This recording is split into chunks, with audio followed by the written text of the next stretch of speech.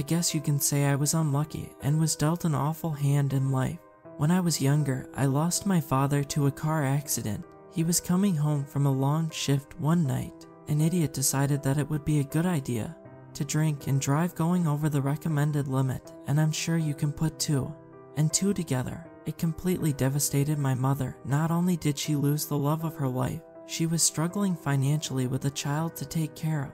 We couldn't afford to get him a proper burial, and it broke my mother that she had to deal with going through this by herself.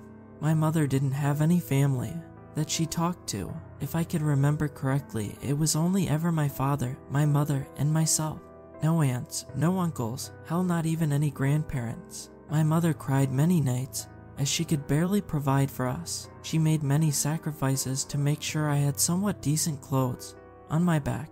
As the years passed, my mother had worked long hours on many jobs just to keep a roof over our heads. I even picked up some part-time jobs to help out with the bills against my mother's wishes. Even with us picking up extra jobs, it wasn't enough to keep our house. We had to move in a trashy apartment complex in the worst part of town. I even offered to drop out of school to pick up more jobs to help out with rent. My mother never agreed with the idea. Carmen, your best gift in this world is your intelligence. Don't throw away your gift just for me, she would always tell me. It kinda became her own quote. She never liked the thought of me working the jobs at all. She always wanted me to focus on school, but I couldn't. It never felt right making her go through so much while I sat back.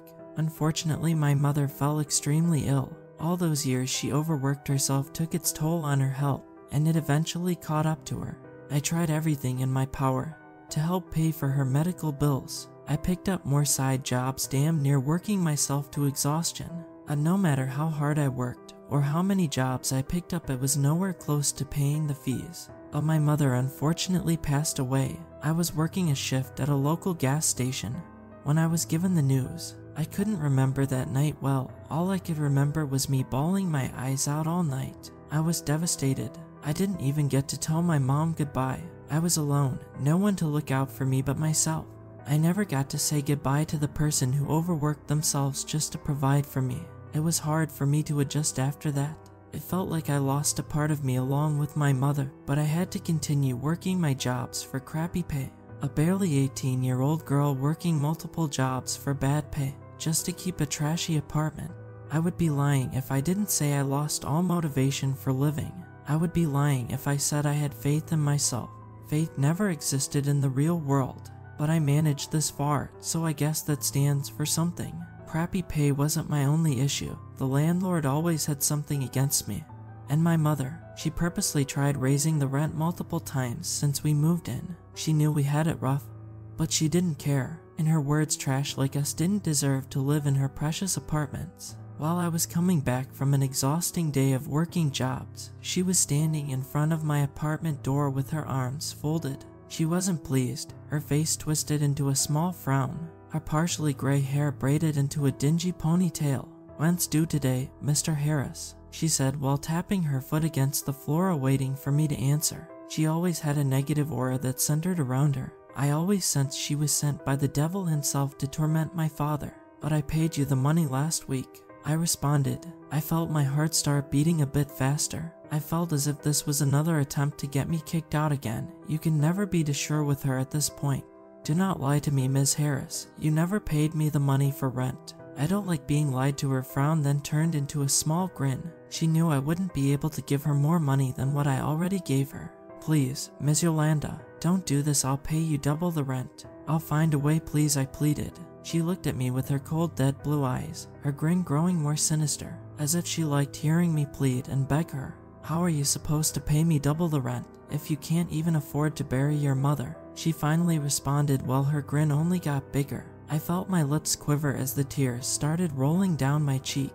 I felt like a small child compared to her. I felt shattered and destroyed by her comment. How could a person say something like that unprovoked? I stood there and sobbed. I was going to get kicked out of the only place I had to call home now, and there was nothing I could do. I was completely at her mercy. It was established she had none. I could feel her heartless stare gaze upon me as I continued to sob.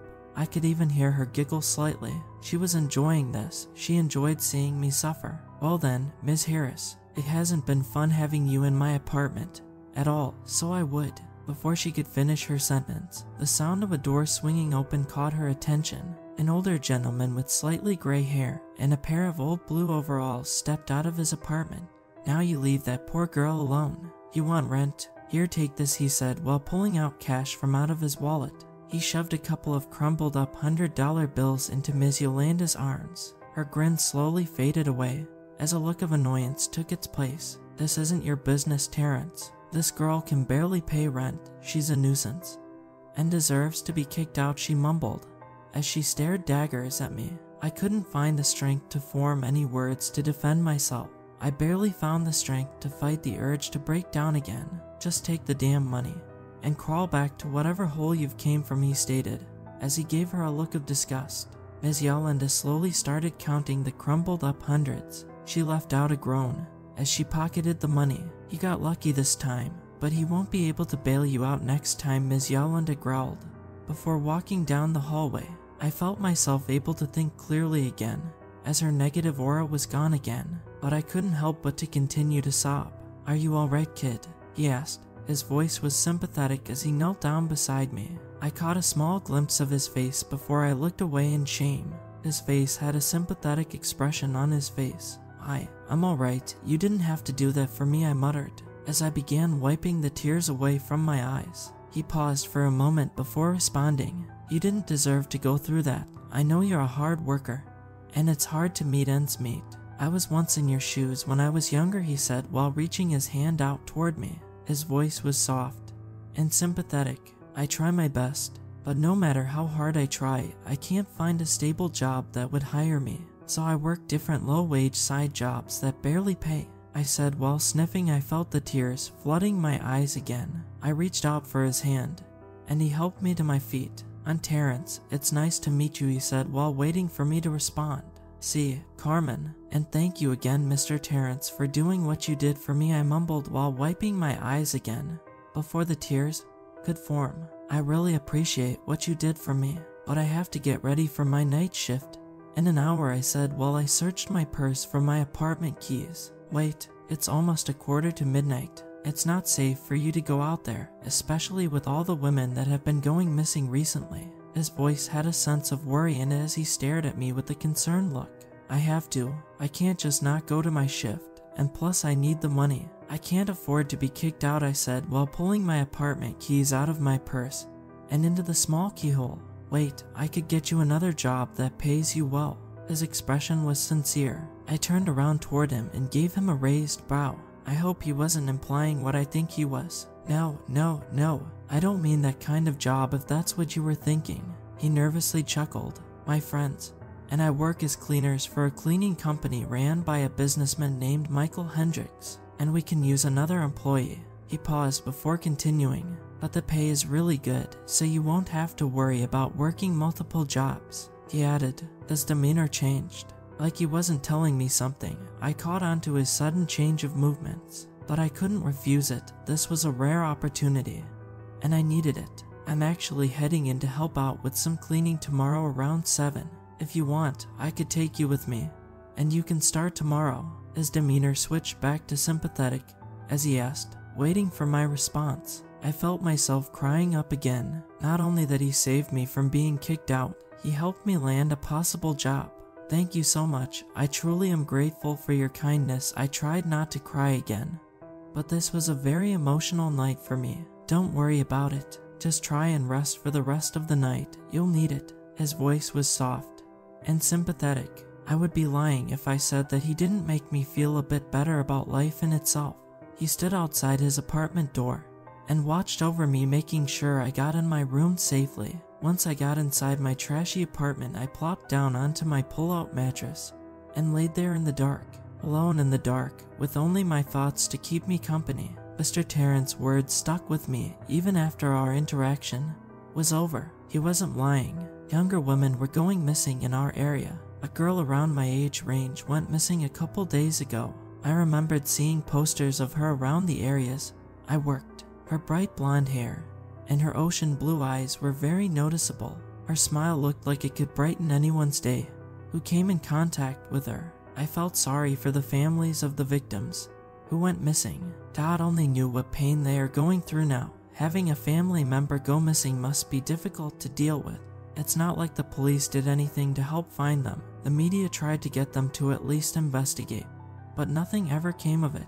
Local search parties were formed, but it was always the same results. Nothing. All the young women had a couple of things in common, but the main common similarity they shared was they were in the escort business, to put it lightly. I drifted in and out of sleep. I haven't tried fighting sleep.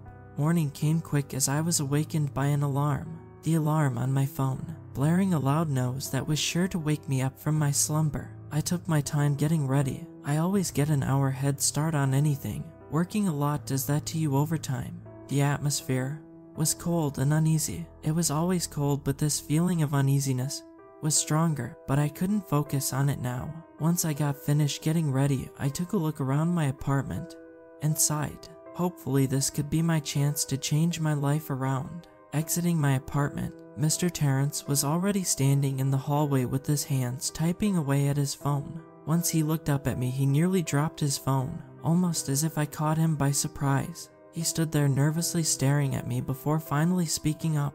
"Glad I didn't have to knock to wake you up," he said, while nervously chuckling at himself to recover. "Yeah, I didn't want to keep you waiting for me, so I decided to wake up early," I responded while looking him up and down with a slightly raised brow. "Well, we should get going now, shouldn't we?" he asked while motioning toward the exit. His voice sounded a little shaky, like he was trying desperately to find something.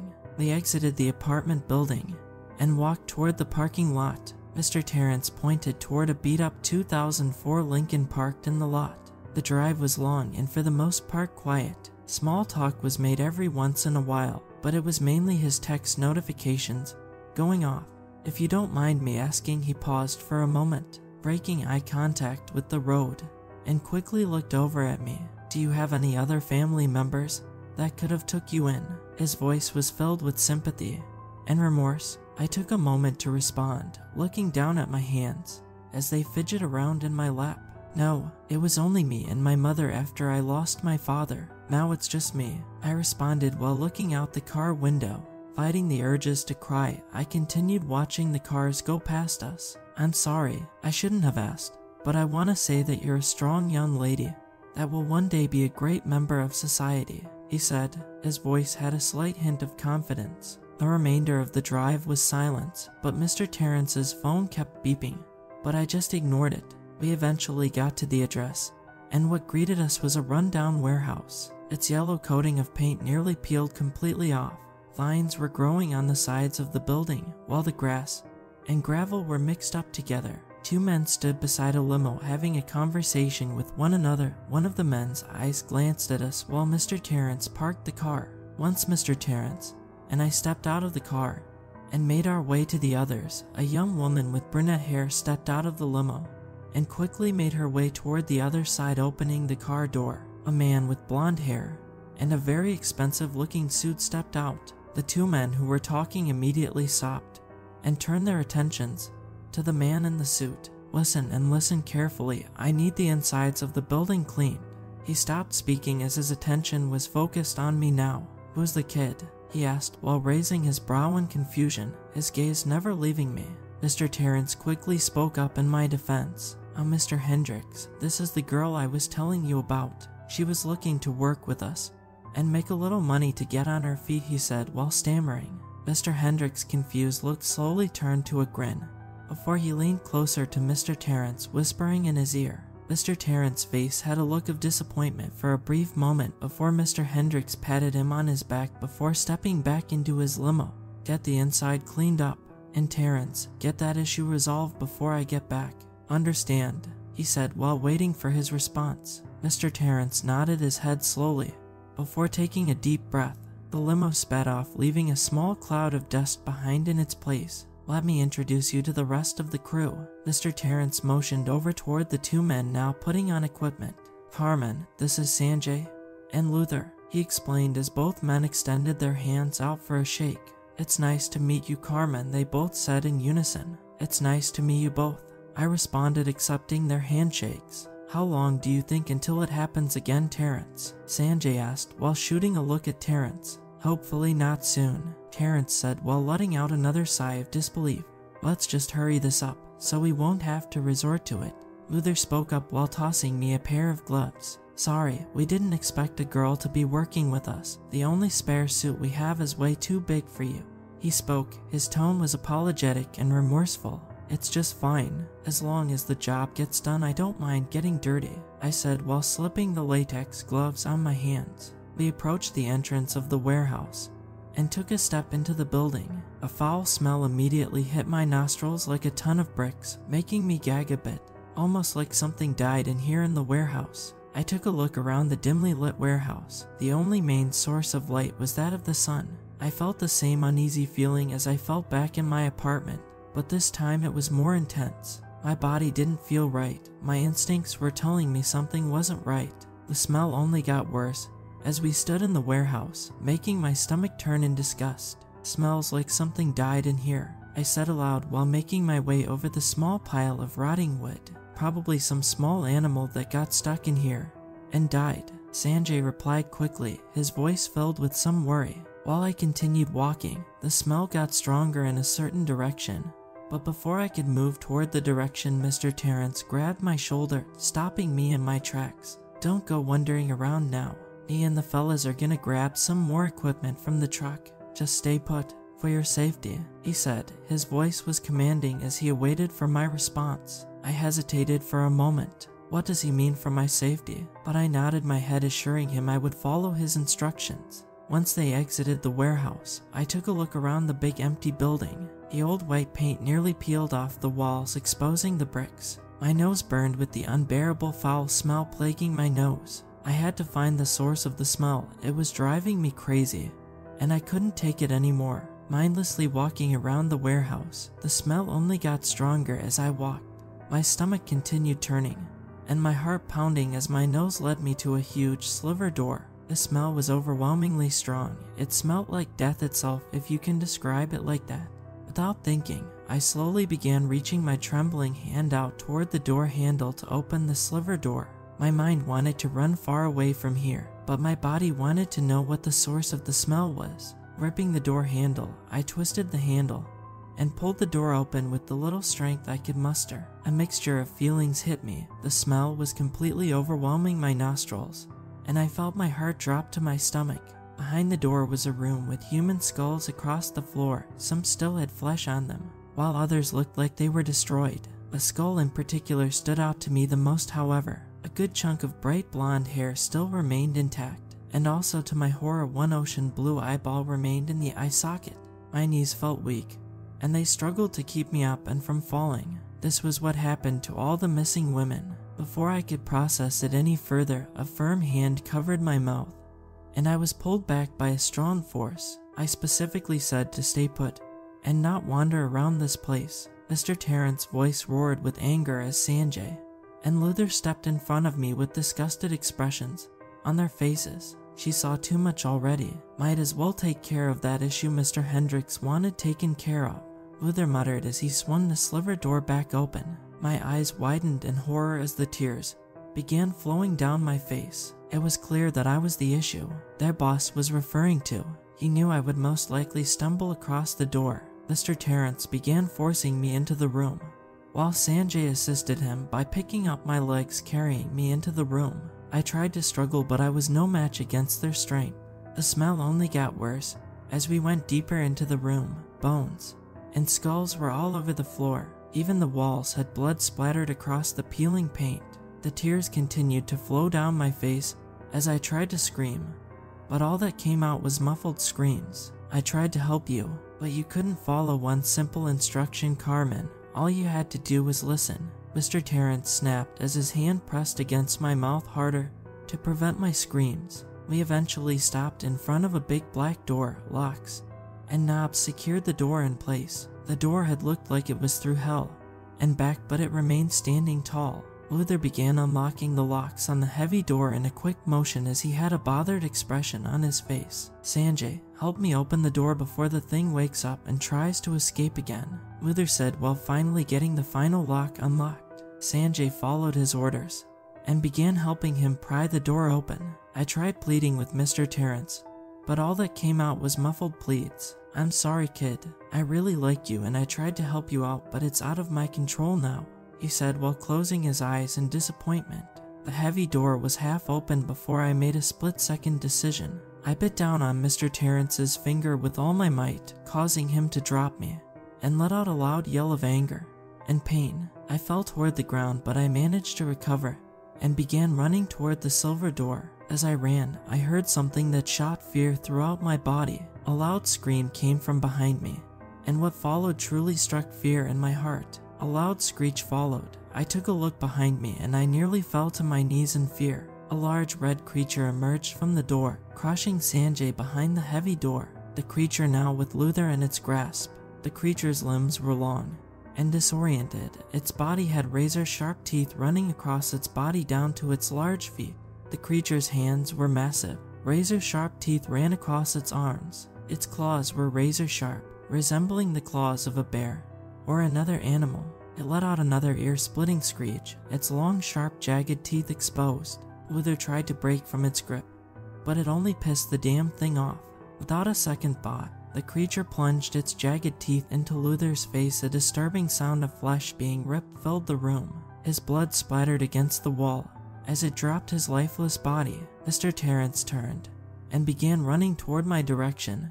As the monster turned its focus toward us, as I looked on, Mr. Terrence ran as fast as he could, but with a blink of an eye the creature had leapt on top of him. A loud scream came from Mr. Terrence as he attempted to get away from the creature. Using its sharp claws, it tore Mr. Terrence to ribbons, leaving a red mist in his mangled body. The monster then turned its sights onto me. Its bright red eyes burned a hole through my body as it slowly moved toward me. I mustered all of my strength and picked myself up, fleeing toward the sliver door. I heard its screams as its thunderous footsteps trailed behind me. Reaching the door, pain shot out from my back, causing me to fall face first on the ground.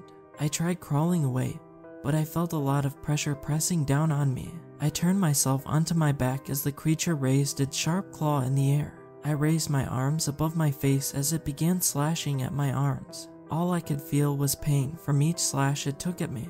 In a moment of desperation, I frantically felt around the floor beside me as one of its claws slashed a part of my face. I felt something with a hard and rough texture and picked it up and threw it at the creature, causing it to stumble back, screaming in pain. Without hesitation, I picked myself back up despite the pain and started running toward the warehouse entrance. Tripping and stumbling over myself, I continued running. The creature let out another loud screech, but this one was a screech of frustration. I was about 25 feet away from the warehouse door as I heard fast footsteps approaching me.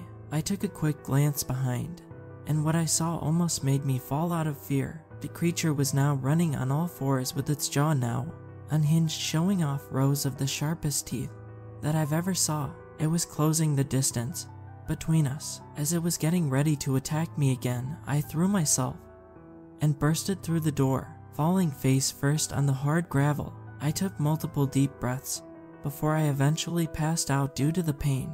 My eyes slowly opened, slowly observing my surroundings. I saw the medical monitors beside my hospital bed. Before I could process any further, my room door swung open, and I felt my heart skip a beat. Mr. Hendricks stepped in the room, closing the door behind him. He had a briefcase in his hand. Taking his shades off, he smirked before finally breaking the silence. "Looks like you survived after all, unfortunately," he hissed as he tossed his shades to the side.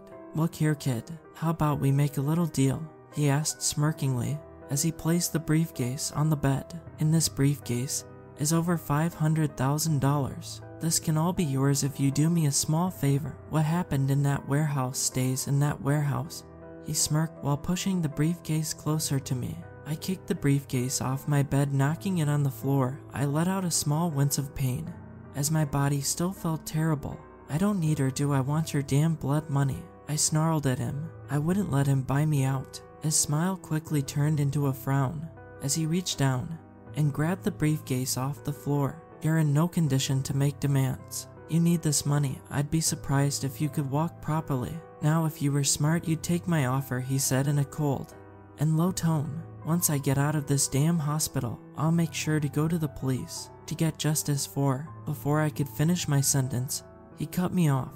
The police? He chuckled softly to himself before continuing. I won't have to worry about those pigs. Money can buy everything, you know. His cold smile returned on his face as he placed the briefcase back on the bed. And you'll get justice for those women. I find that funny, you'll get justice for mere pawns. You truly do amaze me, his tone now more sinister as he looked directly at me.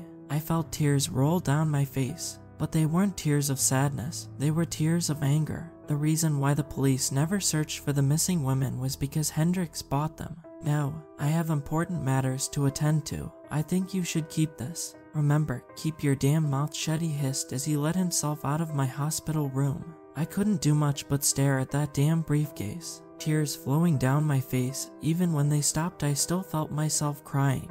I was eventually released from the hospital and made my way back to my apartment with the black briefcase in my hands. I'm writing this as I have no other way to spread this message, but I hope someone sees this. I want everyone to know the truth about Michael Hendricks. I want people to know he's the real monster. I wish that those women get their justice in some way, shape, or form, but I hope their souls can hopefully find peace somewhere. I pray that someone finds the briefcase and burns it down to ashes. It makes me sick just staring at it after knowing who it came from, a murderer. That all I could do is hope for the best outcome. As for myself, I think it's time I finally see my parents again.